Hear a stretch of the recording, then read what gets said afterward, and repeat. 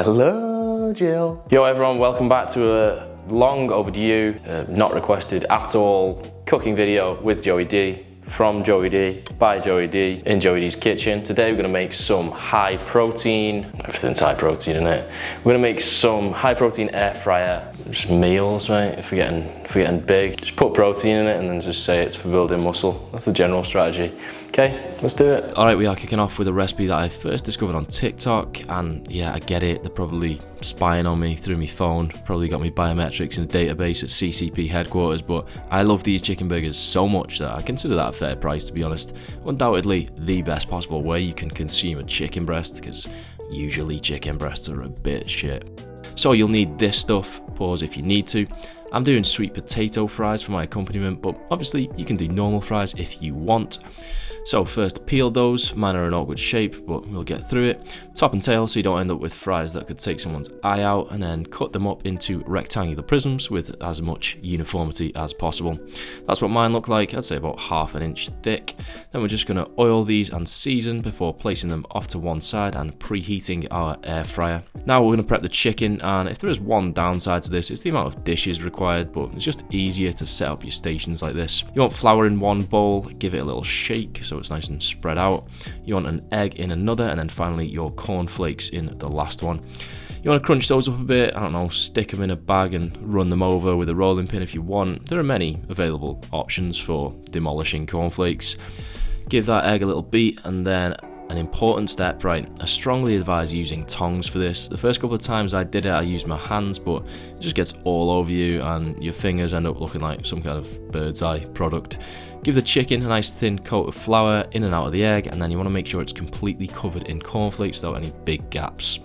Once your air fryer is preheated, you can shove that in it, and then I'm going for 25 minutes on 200 degrees. Obviously alter depending on the size of the breast. The chrome actually gives it a bit of a protective layer that locks in a lot of the moisture, so even if you cook it for a bit longer than it needs, you're actually not going to end up with a dry, inedible piece of leather, which is great because dry chicken is just not ideal, is it? Next step is optional but definitely advised. I'm just going to toast this brioche bun in a little bit of butter. You're definitely going to use less butter if you put it in the pan and spread it around, as opposed to trying to butter your bread. Now for some sauce, again optional but strongly advised. I'm just going for a simple sriracha mayo. Obviously don't forget about that bun, because once it starts toasting it'll go pretty fast. After about 10 minutes we'll flip that chicken and add in our fries. They'll need about 15 minutes, but again depends on how thick they are. I'll also give those a little mix when about half of the time's elapsed, just so that we can get some nice even crisp. Then we will just put a nice dollop of our sauce on each side of the bread, and finally when that chicken's finished cooking we'll take that out. I usually chop the end off so it fits on the bun better.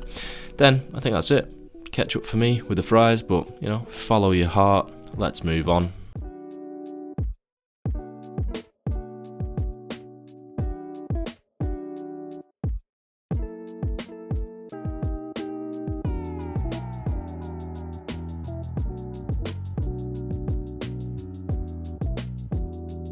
Okay, next up we are going for teriyaki salmon with rice and edamame. This one is exceedingly simple. I mean, they all are actually, but this one is especially so.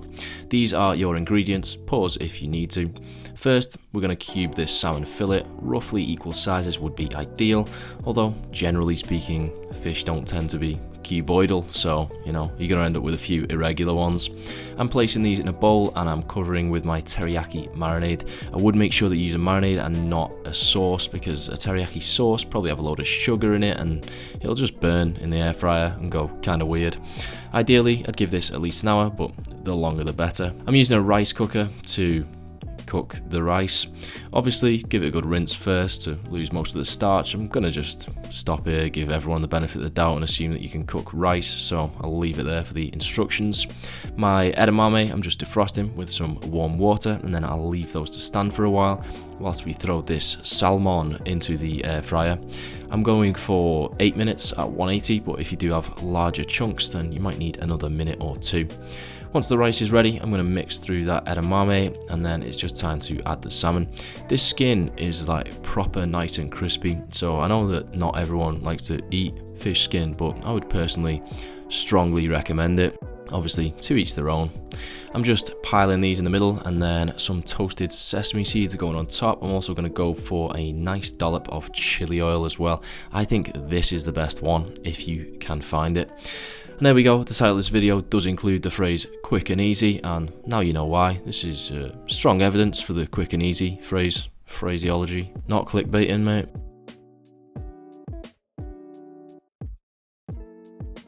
Okay, next up we are going for a high protein air fryer pizza. Lots of these ingredients are going to be optional. Obviously you can top a pizza with whatever you so desire, as long as it's not pineapple. For cheese, I'm going to use some light mozzarella and also some of this, Italians look away now, some of this Eat Lean high protein cheese, which actually tastes decent and has macros that are just infinitely better than, you know, a typical block of cheese.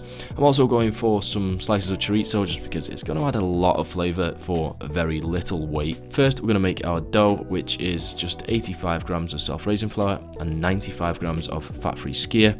You can just use any Greek style yogurt you like. I'm just using fat-free because fitness. Mix it together in a bowl until all the flour is incorporated and it resembles a dough-like substance. Then just flour your surface and roll it out. I tried to get this into a shape that was going to fit nicely into the air fryer, but it does happen to be fairly difficult to roll something into a square without doing like skin grafts on it and stuff. So, you know, I just did what I could. What more can you ask? Now I'm going to build this inside the air fryer because I doubt my ability to put it in later when all the toppings are on without just creating an absolute mess. If you have more free space inside your air fryer, as in like a smaller pizza to air fryer surface area ratio, then I'd recommend building it first and then placing it into a preheated air fryer because that's going to help crisp up your base a bit better. I included some oil spray, which I haven't used because my air fryer is new and I just know it won't stick, but if yours is old and you only wash it once every 6 months because you're a diabolical slob, then I'd recommend considering stickage as an issue. So passata on the bottom, then mozzarella. I gave mine a little squeeze, wring it out, mate, because a lot of moisture can come out of mozzarella and makes your pizza all soggy and no one wants that. Then a few slices of the other cheese, some chorizo, and then, am I saying chorizo wrong? I don't really care, to be honest. I went for 10 minutes at 200 degrees, and when it came out, it looked like this, which I think you will agree is fairly high up on the not ideal to ideal scale. Bit of basil to finish and then we're done. Honestly, when I first made this, I was skeptical, especially about the base, because I've actually tried to make bagels from the same dough mixture and I would highly recommend never doing that. But as long as you cook it enough and get a bit of crisp on it, it's actually really good as a pizza base. So, you know, try it. It good. Finally, we have another horrendously simple, outrageously quick and easy one. Jerk chicken with crushed baby potatoes and tender stem broccoli. That's essentially the ingredient list plus just a few seasonings. First up, preheat the air fryer to 200 degrees. Next, I'm going to cut away any excess skin on these thighs because it's just an unnecessary amount of it, mate. I mean, I'm sure it's necessary for the chicken during life, but it's just not necessary for me right now. Then I'm going to pat these down with some kitchen roll just because we want to make them crispy, right? And to do that, you want to remove as much moisture as possible prior to cooking. That's also why I'm going to go for a jerk seasoning rather than some kind of marinade. So give those a generous covering and set them off to the side for a minute. Now we're going to stick these baby potatoes on the stove just to parboil before we put those chicken thighs into the air fryer skin side down. We'll give those about 10 minutes at 200 degrees to start off with. Once you've given your potatoes 10 or so minutes, maybe a touch longer if they're a bit bigger, take those off and drain them and then place them on a plate and use something flat to gently smush the fuck out of them. Right, I'm using the back of a whiskey glass, but anything will do. Now be careful because if they're not cooked enough, you'll just take the skin off and your smushing instrument will slide off violently, resulting in severe injury or death. You'll probably fully break a couple into pieces, but just don't worry about it. It's going to be like that in your stomach anyway. Give them a spray with some fry light or something to help them crisp up, and then season with salt, pepper, and whatever else you feel inclined to use.